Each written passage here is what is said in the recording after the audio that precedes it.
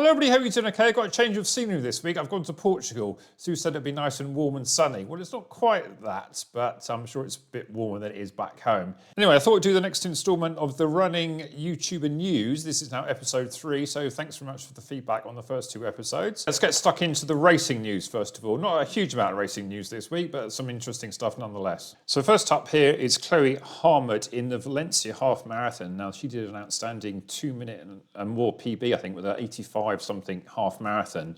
So yeah, definitely exceeding all expectations here. And another race in Spain where it doesn't seem to be the most sunny of days. There seems a bit of rain in the air. Don't forget this is the race where they set the world record in the men and by Chole, 57:30, and also I think the women, I think it was Agnes Ngetich from Kenya, did a 1:03, one of the fastest times ever. I think she was on the world record pace for a while, but just faded at the end. Interesting, no talks about drugs this time. People just accepted the fact that people could run this fast this week for some strange reason, though they didn't in Chicago. Funny how that is, isn't it? Anyway, so here is a wide view of all the runners, and Chloe said, I think she paced it pretty evenly. Clearly she was very, very pleased with this run, and that kind of shows that if you can run an 85-minute half marathon, then sub-3 marathon is the next thing on the cards, I hope. So interesting to see whether she goes for that next time. I'm not quite sure what a marathon PB is. I'm sure you'll let me know in the comments. It's looking very fine form, I must say. 800 metres to go here. And yeah, I think it's quite emotional at this race. I think as you would be. I think you will set a big PB and you've been working this goal for a while. So yeah, very well run, Chloe, and look forward to seeing what your next target is. Now, the 2 running Brooms, probably the most prolific of YouTube racers. They seem to pop up everywhere. They always do a park run on a Saturday and invariably do a race on the Sunday. And this week was no different. They're in the Brig Poppy 10K this week, and they're also in a Tesco's car park for about the 17th time this year. So if you want a definitive guide to the best Tesco's car parks where to park before a race, these 2 are your people. So interesting that John did a commentary of the race this time, and this is kind of like what you might think is a bit of a training race for John. Now, I'm always a bit sceptical sometimes of people who over race, but John did make the point that they enjoy racing, and now that they're past their best, they kind of use this as what they just like to do, and they also get a big training benefit out of it. So I think John this week, he ran 41 something, which goes to show how well he's come on, because I think that's his 3rd fastest 10K in recent times. And he's obviously targeting the sub 40. And I think what he's trying to do here is just get himself used to higher effort, which I suppose is a fair point, because I think when I've run my best, I've also had a few tune-up races. And I think at 5K, 10K, and especially on the track, you need a few races for your main goal to actually get yourself ready. Now, personally, I haven't run since May, and I'm thinking, well, when I do come out next time, it's going to be pretty bad, and maybe I need to sort of like schedule in a time trial or a park run just to sort of blow the cobwebs out. Now, Dawn popped up later in the video. She won the M60 prize, I think, with a 44-minute run. I think it was one of her fastest 10Ks for some time, actually. It just goes to show that she's recovered really well from the disappointment of the Chester Marathon and then doing well in the Yorkshire Marathon. It's amazing how quickly some of these runners can bounce back. I'm kind of envious of the fact that they can have a bad week one week, and then the next week and the next week after, then race really well. It just goes to show that the overall fitness is there, and sometimes just on the day it doesn't always quite work out.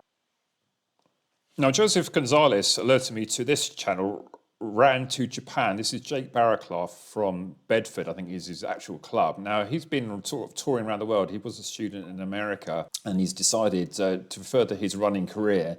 He's taken himself off to Japan for a couple of years, I think, doing a bit of a course where you learn the language, and he's sort of like hooked up with all the top runners there. So it's very interesting sort of videos to see how the life is in Japan, and he's really taken on board the massive amount of mileage that the Japanese runners do. He's talking about doing a week where I think he did 280 kilometers in a week, which is a lot if you're doing that on the bike. And so basically, I think some weeks he's doing like a marathon a day, and he's taken his PB in the marathon from 2:38, which is obviously a very, very good time, to a 2:17. And I think even at that 2:17 on the Gold Coast Marathon, he was on for a 2:14 and just blew up at the end. So what he's doing at the moment, just putting this massive amount of mileage, and he's been running a few marathons in training and just really getting into the lifestyle. So yeah, definitely good, interesting videos to watch. He's quite a charming character, presents the video as well. Is very positive, and yes, certainly is really keen on just getting himself as best a runner as he can be. And it's interesting, the lifestyle of the Japanese as well. He famously went on a training camp where I think there was 40 women athletes, and he was kind of thinking, is that the ultimate sort of male runner's dream? And but they did sort of say when they go out for runs that even on easy runs, it's all very serious, and the coach comes up behind in a van and takes all the times, and you're not really supposed to talk with your fellow runners even on easy runs. But they do seem to have a sort of camaraderie afterwards, but it's quite a sort of a cliquey thing. I think if you're on a university team, his university doesn't allow foreigners into the team, so he hooked up with some amateur runners, not quite the sort of like the amateur runners that you would find in the UK. They're sort of like ex-pros. They're sort of like people who are running 2:15 just for the fun of it, and puts into context that some of the sub-220s that we've seen recently, well, maybe they're not quite as good as you think when you look at some of these runners here. Anyway, definitely worth checking this out. I think he actually raced this weekend as well, another tune-up marathon. He's running the Fukuoka marathon, which is one of the top marathons in Japan, obviously. So I'm interested to see how he can do. I mean, it does suggest in this kind of form that a sub-215 may be on if he can hold it to the end. But yeah, definitely worth checking out. Now, on the topic of sub-elite British marathon runners, this is Ryan Thomson from Cambuslang, who's got a PB of 2:18:46, and he's training up for the Valencia marathon. And just goes to show there's no shortcuts in this stuff. You first of all have to douse a whole tin of ambrosia rice pudding, real hardcore stuff, although he does have some actual gels. But he's doing a run here, 28 miles or 45k, averaging about a 5:30 pace. And this is like his last long run, I think, for Valencia, or at least like his longest long run. But I think it's quite incredible. Is the fact that this myth that you don't have to go up to marathon distance and beyond, and this guy's doing a couple of miles more. And I think what was also interesting, before this 28-mile run, he did a mile and a bit warm-up and then some strides. You kind of think, well, if you're running that far, I think I would just take the first mile or two easy and just warm into it. But no, he's actually doing sort of drills and stuff here and all sorts. So it just goes to show the dedication of some of these really good runners. And I think it also shows that in a marathon at least, there's no shortcuts. And if you want to be the best you can, you really do need to put in these huge mileage stints. I certainly found that when I did my 2:33, that when I averaged 80 miles a week, that's the most amount of miles I've ever done for any sort of race. And I certainly did find that was really getting quite fit of it. Obviously, there's a balance between how much you can get in without getting injured, and I'm sort of perhaps feeling that at the moment. But you know, I'm about 20 years older than my PB. But here's all the stuff that he's taking for his run, and he's come out with his dad here. I think his dad was a very good runner. Someone would let me know in the comments what his PBs were. But if we skip along here, the dad's out on the bike, and always good to sort of have a duo when you're doing that. You don't need to film it yourself. But look at these 5Ks. He's banging out low 17-minute 5Ks as if they're nothing and still chatting away, which just goes to show the level of these athletes, isn't it? Because I think, well, my best part run ever was at 17 minutes. Obviously, I was past my best then, 17 minutes dead. One of the regrets, I never actually clocked a second quicker. But, you know, these guys knocking these things out as if they're sort of like a general training run. I think it's Adidas, must be Adidas Pros on there, I think. And then you go 10K, 34:29. I haven't run that fast for absolutely years. And this is just barely the start of the run. So yeah, it was interesting to see how people are going to go for Valencia. If people are putting in these amount of really good training stints, then really is going to be some good times to come there for sure. Definitely worth checking out this Ryan Thomson. He's at 996 subscribers, so send him a bit of love. And after this video, maybe he'll top the 1K mark, which is always the big benchmark, I think, for YouTube. It's the first benchmark to get past 1K. Because that, plus if you've got enough views, you can start actually monetizing your videos. And although you don't really get that much money, it's sort of quite odd to actually do a video and think that you're going to get paid a bit to do it. I won't get too excited, because even at my time, I get maybe £100 a month. So if I can afford a pair of shoes, not even like the top ones off that, just about, then yeah, it just about helps. It all helps, I suppose. But not really doing it for the money, but sometimes it's nice to think that you can earn a bit back, and tell Sue that I'm not wasting my time completely. So yeah, this was a very impressive run, and he did finish the whole marathon at this pace.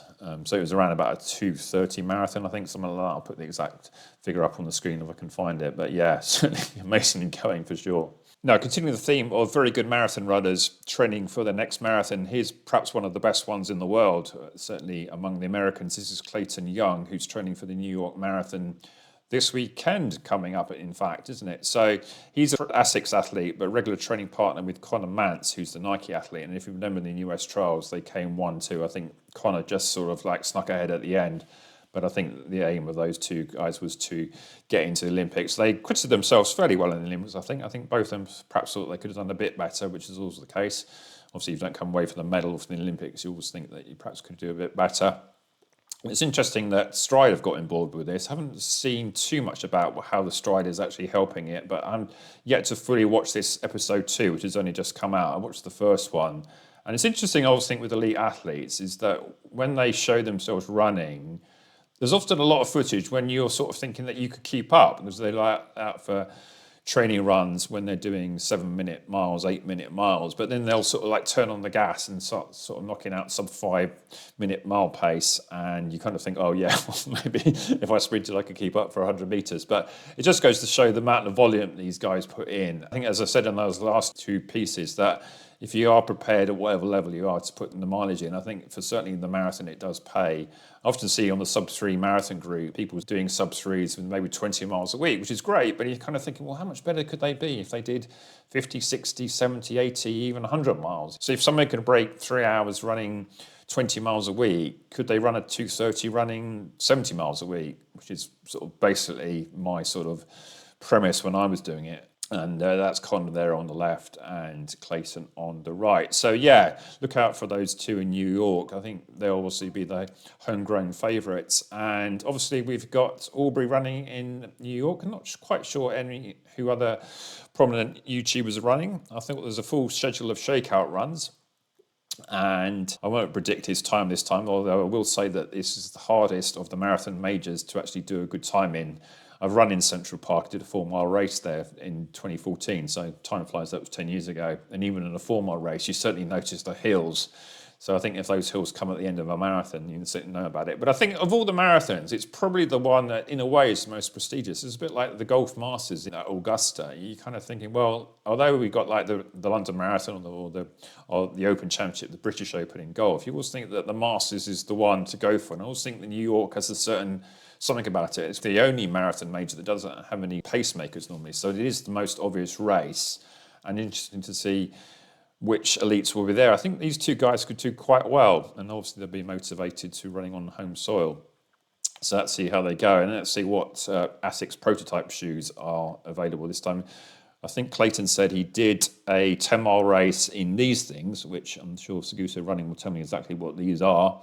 I think the new version of the Meta Speeds, where he forgot to tie up his laces. So he ran a 10-mile race in about 46 minutes, having like basically a lace come undone. But obviously at that pace, in a race like that, you don't dare not stop. And just goes to show that, I suppose, that those shoes, if you haven't got your laces tied up properly, still work reasonably well. So yeah, best of luck to these guys. And that's Ed Eyestone there on the left, who was a former American elite runner. I think he ran the 10K in the Olympics one year, or was it the marathon? Yeah, but good to see someone like that coaching these people, clearly very experienced and knows what he's talking about for sure. Let's have a brief interlude into some shoe news. Now, the Zoomfly 6 is out. Now, I was rather sceptical of this one initially. That's not obviously the Zoomfly 6. EddBud here is doing a comparison with all these other shoes. And remarkably, for a Nike shoe that isn't a racing shoe, he actually rates this Zoomfly 6 as better than all these other ones. The Super Trainer, the plated Super Trainer ones. Kind of the genre of shoe which for somebody in my size is almost a waste of time, because you're kind of thinking like Adidas Pro 3 is my kind of super trainer, same as Andy FOD runner, because they aren't perhaps the obvious shoe for a race for us, but they're nice and light, about 280 grams, and some of these super trainers might be sort of heading north of 300.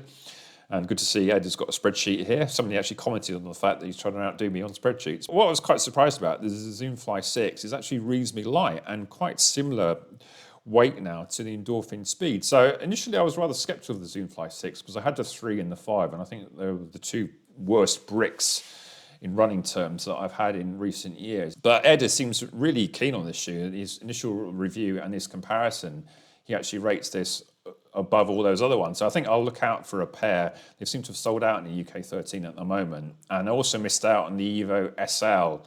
How did you get on with that draw? I think that's a bit of a strange one, isn't it? Because it's a £130 shoe, and I've seen them on eBay already going up sort of twice the price. Who's going to pay £250 for an inferior Adios Pro 3? It's basically, it seems to be that without the plate. So excellent marketing by Adidas, or is it? Because you're kind of thinking, well, Nike have timed that well with the Zoom Fly 6 out, and I'm thinking, well, having not been able to get the Evo SL, I'm thinking, well, maybe I'll go for the Zoom Fly 6. Maybe I was hoping to get both of them, but I think there's always a thing that if you can buy a shoe now, then that's the one to get. All this hype is all very well, and same with the Adios Pro 4. It's had some good reports already, but if it's only on the feet of influencers in these big marathon majors, and you get a draw to win it and you don't, or you don't get a draw to win it, you get a draw to actually pay for it, which is just the ultimate in clever marketing. So yeah, is there an element with these sort of like drip feed releases that you almost get bored of the shoe before it even is widely available? And although the Alpha Fly 3 did manage to snag a pair on the initial drip release, I was a bit disappointed with it, but having said that, we've now seen 2 world records in it, so yeah, what do I know? I've seen a couple of other reviews of the Zoom Fly 6. Alex Valetti was quite keen on it, and I saw some other review by one other YouTuber that I'm not allowed to mention, but understandably, he didn't seem quite so keen on the Zoom Fly 6, and he seemed to prefer some Brooks number.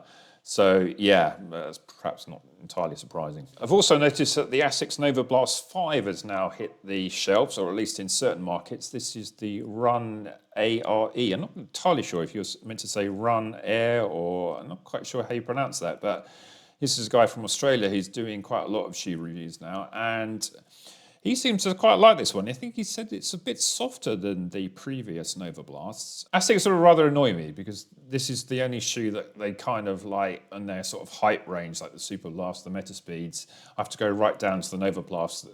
This is the only one that actually do in my size. So I've had the first 4 versions of it, and I've kind of always quite liked it. I've always found it quite a big shoe. I don't know if it just runs a bit slightly long, but although it's quite a light shoe, I always feel like it's got a lot of shoe on my feet. It always feels like a clumpy feeling. So I'm not sure this time if I'm going to be bothered to go for it. Perhaps I'm thinking that if ASICS only want to sell me a Novablast, they don't want to sell me a Superblast or a Metaspeed, then do I really want to be putting my money towards them? And I think I'm past the time now where I'm just buying a shoe to do a shoe review. Otherwise, I think I would have got the Zoom Fly 6 already. So I'm quite enjoying, in a way, just sort of stepping back from it and just letting other people put their initial reviews out on it. And if I'm interested in a shoe, I'll get it. I mean, obviously, I'm tends to be a bit of a Nike fanboy, so I think will get the Zoom Fly 6 now. I've been influenced, as it were. But I'm not so convinced on that. This interesting colourway though, I don't think I've got too many purple shoes, so that in a way appeals. But yeah, maybe I'll be convinced about this one, but you know, it's not out in the UK yet, and yeah, I'm not totally sure. But yeah, if it's going to be like a soft high stack shoe, I'm kind of sort of like a bit anti them in a way, although some days I'm kind of thinking that perhaps I ought to be in them. And this guy, he hates the Pegasus, so if he likes this shoe and hates the Pegasus, maybe that's a clue for me that it may not be quite what I'm after. And yeah, what do you think? Is the Novablast 5 on your radar? Doesn't seem too long ago that I was in the Novablast 4, and I actually got 2 pairs of the Novablast 3. So I kind of feel I got 3 shoes there, which I still haven't got much use on them, and wasn't entirely convinced by any of them. Anyway, what do you think about this one? Thought also have a look at some podcasts this week. This is 5 Miles Easy. This is Rose Harvey here, the elite GB marathon runner, and she also does it with Steph McCall here, who's one of the leading club-based sub-elite runners in the London area. She used to famously win all the local cross-countries and stuff like that, and also training for Valencia. I think she's around about the 2:45 kind of level. And this week they were interviewing Phily Bowden and Daniel Leadbitter. Obviously, you know Phily from her recent 2:25 marathon in Berlin, and Daniel here is the boyfriend and the partner. I mean, you might argue he's the brains behind the videos. He does all the filming, does all the editing, and it's interesting to hear from all the 4 of them, really. It's also interesting with Phily that I do kind of like her, but sometimes I do find some of her videos, I'm thinking I might be a bit too old for that sort of style of video. And I always find when she gets interviewed and stuff like that, she almost puts on a serious face. So yeah, sometimes I do wonder what version of Phily you get in the videos. But yeah, you can't argue with a massively impressive marathon 2:25 in Berlin. And she's definitely put herself now on the radar to potentially gain selection for the World Championships and Olympics. I'm not entirely sure what the criteria is for the World Championships next year. I think she's just shy of the automatic qualifying time, but maybe on world rankings that she'll be able to get a slot. I think it'd be a shame that if we can't field a marathon team in the World Championships, well, assuming that she wants to run in it. But I think if she does get selected, I think it would be sensible to run, because obviously the Olympics isn't necessarily like a race like Berlin, and I think that style of racing, you perhaps need to do one. I think if you've only ever raced sort of the mass start races, then to do your best in those races, maybe you need to experience them. So yeah, let's hope she can make it through. And she did a video actually on her sort of top tips from the marathon, and I think one of the first tips was the obvious one, kind of the theme of this video, that you, for the marathon, you need to put the miles in. I think she'd now gone past the 100-mile mark in some weeks, whereas for Seville, for her first marathon, she was more about the 70-mile range. So I think she started with about 2:34, I think. Then she did a couple of 2:29s, didn't she? And then she's had this breakthrough to 2:25. And also another factor that she did a lot of training at altitude up in Flagstaff. So yeah, and I think also the pro lifestyle. She seems to have sorted out her contract. A bit of an acrimonious breakup, you might think, with New Balance. It wasn't fully explained what happened there, but she seems to find an ideal partner with On. And you never quite know with the On shoes, because actually on the feet of like average runners, you don't see too many marathons running On shoes. But I think Helen Obiri ran the New York Marathon last year, and clearly Phily is doing very well in the On shoes. So if you're saying, well, are the New Balance shoes not quite as good as the On shoes? Well, purely on times, then, well, you might say not. But you think, well, I think in this sense, it's like just had a better race and better training. I think it was always an element that when you're a pro runner, you need to do a few things to work out how it is you're going to be, and got yourself now with a coach you're getting on better with, and perhaps a bit more specific to the actual event that she's targeting as well. So yeah, definitely worth a listen to this one. They have a range of interesting guests on 5 miles easy. I also think it's a very criminally low subscribers, 757, and perhaps this goes to show that sometimes the podcasts in a video format aren't the easiest to watch, because if you've got to sort of be invested for the best part of an hour. So I tend to sort of have these on the background. Maybe if I'm in the car, I can just listen to the audio, or if I'm doing some work and I can just listen to it, because you don't really need to actually watch these things, because it's mainly all about audio. And I think in these sort of videos as well, I try to do it so that I talk all the time. So you can almost sort of kind of watch this video without watching it, because I'm sort of talking about stuff that I'm not actually playing the sound from these original videos. So I hope you appreciate that format. But obviously, otherwise, just have a little box of being in the background. It's interesting to get a flavour for some of these things.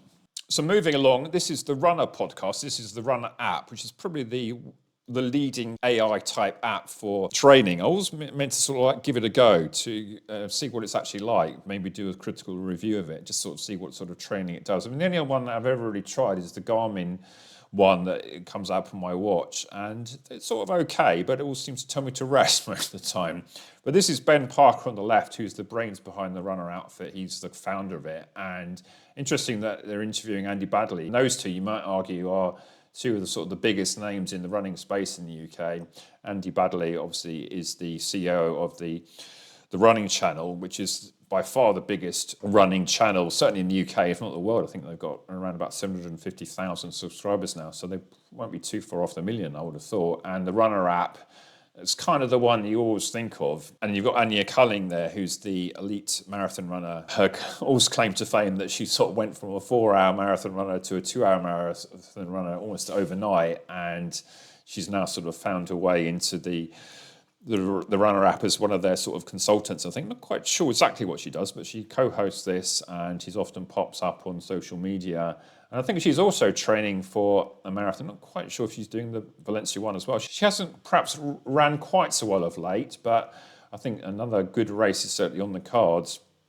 I'm interested to see how she gets on. This is a very good listen. I think Andy Baddeley is always a very sensible guy, and it's interesting how he talked through his days at Cambridge University, where he did an engineering degree over 4 years. And he did sort of say that he'd focused on his studies when he was at Cambridge, and it was only towards the end of his time that he got really good at the running. And he then went to St Mary's University and he hooked up with Andy Hobdell, who's now the coach of the Hoka athletes, which come on to in a minute. And through that, they worked together. And Andy, I think he's the sort of athlete that at the time, he was one of our best milers, if not our best miler for a couple of years. He won the Oslo Dream Mile one year, I think, in a sub 350 clocking. That was probably his best day out. He said he had a few disappointing runs in some of the championships where he was there, but never quite sort of felt like he got the most out of himself. I suppose from his running point of view, his biggest claim to fame was holding the park run world record for a while at Bushy Park. He did that almost out of frustration at not making the semi-finals of the Olympics at the 1500. He got knocked out, and I think as they obviously and then had all that fitness, they thought, well, put it to good use. And yeah, he ran around the Bushy Park, and that world record stood for ages. And you could argue that if he'd have kept that for a year longer, it would have remained the world record, because now they don't really publish what the world record is. I mean, I can easily work it out from the stats, but yeah, now of course you can't set a world record or any record in a park run, can you? Anyway, it's a very good listen, this one, so definitely worth checking out. I'm moving along. This is the Distance Project. Now, I would say I've got a bit of a marketing issue with this thing. This is Callum Elson. He's now running with Hoka and the Makou Endurance team. Now, they seem to have got so many brands going on here, and I'm thinking, well, but just about worked out that the Distance Project YouTube site is Callum, and he has a guy called Chole who does all the videos behind it. I have actually met him once at a race. He's quite a good runner himself, but I'm not quite sure whether they're both doing this sort of professionally. Obviously, Callum is a professional runner. I'm not quite sure whether Chole is still doing this as sort of like a sideline, because I think he's got like a little business where he does a lot of this stuff generally for people. And essentially, they're on a training camp in Font-Romeu, I think, as like a pre-season or a pre-winter cross-country season. Now, Callum Elson here on the right is the sort of brains behind this, but they've got some new runners here. This is Sarah Astin, the first female runner. So they've got basically all these Hoka athletes that they've joined together into this Makou Endurance group, coached by Andy Hobdell, who, as I mentioned, was the coach to Andy Baddeley in his pro career days. And although they say in this video that you don't have to be a Hoka athlete to join in, well, all the other ones are. So I think it would be a bit odd if you were some other brand and then you hooked up with them. But that's kind of what they're inviting you to do. So this is Rory Leonard, another team here, one of the leading 5K, 10K track athletes in the country. He ran for GB in the European Championships 10,000, as I recall. And I think he's the sort of athlete that should be aspiring to the next Olympics for sure. This is Ellis Cross, who was famously the athlete that beat Mo Farah in a 10K road race a couple of years ago. He's now also getting himself established as an elite runner in his own right, and also another very good 5K, 10K runner. And I think the sort of runner that would certainly benefit from this sort of training environment, and see if he can like really push forward to the forefront of top UK running. Another of their athletes here is Ephraim Guide from Ireland, interestingly. He's a top half marathon runner, 60-minute runner. So they're not all GB athletes. And this is another one here, Scott Beattie, another of our leading 5K, 10K runners. Just looking at Power of 10, he ran a 13:19 5K this year, ranking himself number 8 on the list. So yeah, some very high pedigree athletes here. Apologies to the ones I missed out. So it's interesting, I think, to see this sort of style of video where it's like a sort of American model where you've got a bunch of athletes, kind of like Tin Man Elite in a way, where you've got some athletes that perhaps aren't household names, but very good athletes, and trying to sort of like make the most out of their abilities and see how far they can take themselves, and with the backing of a brand, in this case Hoka, and Tin Man Elite is obviously Adidas. So we're interested to see how that goes. We're obviously very interested to see who else they bring in and whether they really will bring in some athletes from other brands. It doesn't make a lot of sense to me to have Hoka all over the place than to bring in somebody else. But yeah, let's see how they do. And I think we're interested to see if they can get a few more female athletes as well. But yeah, certainly one checking out. Another one that's kind of quite a low number of subscribers. If you compare the subscribers on this to, say, a Phily, Bowden, they're the different sort of kettle of fish. So sometimes you wonder why some channels are really, really popular and some ones you think, well, they should be more popular and perhaps aren't. And on a similar theme to that, another episode from Elliot Giles has popped up. I'm quite enjoying his videos as well. He's like joined a training group down in Brighton under John Bigg, I think. And I think they're training actually. They're on a cycle track. I think it's the one in Brighton somewhere. And you can see like cyclists going around the edge. I think it would be a bit of a camber there, wouldn't you? When you think on a concrete tarmac cycle track. but it's maybe not quite as banked as you see the ones on the telly. So yeah, they can't be too bad. I'm not quite sure why they're on this rather than, let's say, with Dean. Maybe that's because they got the football there or whatever and they can't get onto it. One thing I did pick up from this video that Elliot is doing a lot more mileage than he ever used to. And I think he makes the point, if you want to be a good runner, you need to run. If you want to be a good rower, well, then you need to row. But you can't necessarily be a good runner by doing a lot of rowing. I think it was Ingrid Britson in the summer, didn't he, famously sort of like took scorn at somebody sort of doing cross-training and saying, well, you know, if you think you're going to get fit for running by doing a lot of swimming, then dream on. Which I think is a fair point. And obviously, when you're injured, you need to sort of do things to maximise your ability to keep some sort of aerobic fitness back. I mean, I was doing that when I was not able to run much and doing a lot of cycling. But you soon realise that if you just do cycling all the time, you're going to get good at cycling. And if you're interested in running, then you really need to get out and run. And yeah, I think there are people that can do well off both. Obviously, triathletes do well. On that front, it was interesting to see that they had the Kona Ironman World Championships this year. And I've been tuning into some of the Lionel Sanders vlogs, and they were quite entertaining.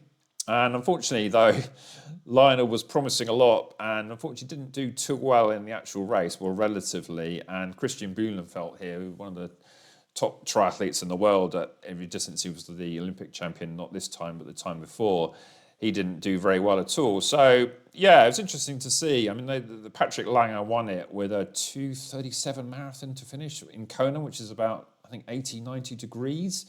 And that's after doing a long swim and a 4-hour bike ride. So, yeah, it's just pretty incredible that these triathletes put out. This Lionel wrecking his bike here. It just goes to show, I think, how important the run is when you're deciding triathletes. And I've been following Lionel for a while. Definitely worth checking out. But he hasn't yet posted on what actually happened in the race and why it didn't perhaps go as well as he'd hoped. So in the week, then hopefully we'll see that video. But, yeah, it just goes to show that at this level, it really is very tough, and that last run is so impressive. I mean, 2:37 doesn't sound that great, does it, compared to some of the runs we've been doing? But, you know, can you imagine doing that after already 5 hours of flat-out exercise in about 90 degrees? And, yeah, you can see why that the guy who did 2:37 was basically 10 minutes ahead. And I think Lionel did about 3:15, and Christian Blumenfeld, I think he broke 3:30. I think if you did that as a standalone marathon, that would be almost a walk for these guys, wasn't it? That just goes to show. Anyway, rather an elite-focused running YouTuber news this week. I think, like to get inspiration from runners who are a lot better than me, because you're kind of thinking, well, this is what these guys do. And it just goes to show at that level, if you want to be the best you can, there aren't no shortcuts. And sometimes the influencer stuff, you get a bit frustrated, I think, with people who seem to just sort of like more interested in how much free stuff they can do and how many shakeout runs they can do. Anyway, I'll probably get myself into trouble with those comments again. Anyway, I hope you found this one interesting. Like and subscribe on that, and see you next one then. Bye.